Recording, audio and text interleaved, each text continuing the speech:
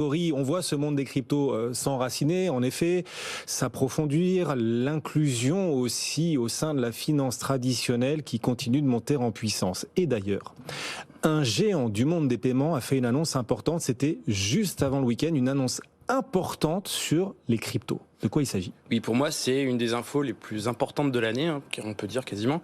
Donc c'est Stripe, qui va permettre à toutes les entreprises qui travaillent avec elle de pouvoir payer tous leurs clients en crypto-monnaie. La première entreprise qui a été choisie, c'est Twitter. Donc, en fait, tous les créateurs de contenu sur Twitter vont potentiellement pouvoir se faire payer en crypto, là, demain, à partir de très très vite, en fait.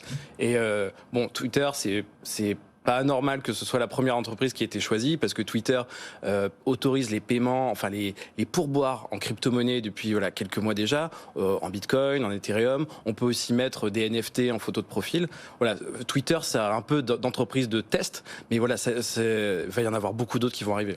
Alors, on va essayer de se mettre tout de suite en situation pour essayer d'être toujours plus concret. Quelle crypto-monnaie Stripe choisit-il désormais d'intégrer? Alors, pour l'instant, on y va mollo, mais bon, va y en avoir d'autres qui vont être mises en disponibilité.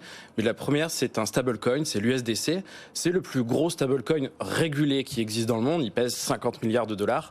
Et c'est surtout, ce qu'il faut retenir, c'est que c'est sur le réseau Polygon. Polygon, c'est quoi? C'est une chaîne parallèle d'Ethereum, mais qui permet de faire des transactions très rapides pour des frais modiques.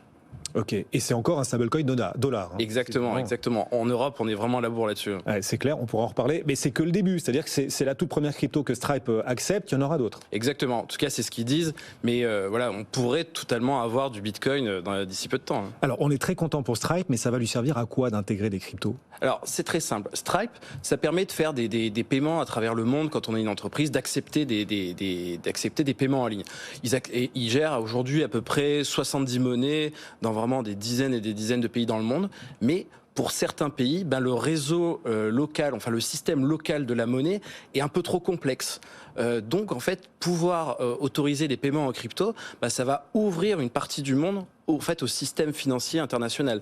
Et aussi, par exemple, en Argentine, par exemple, si je suis un créateur de contenu sur Twitter en Argentine, je crois que je préfère me faire payer en stablecoin dollar, parce que c'est stable, plutôt qu'en peso, où la monnaie a perdu 40% de sa valeur en 2021. D'accord, donc l'idée est de venir combler les trous dans la raquette des systèmes de paiement. Exactement, vous avez tout compris, Guillaume. Bon, je suis très très fort.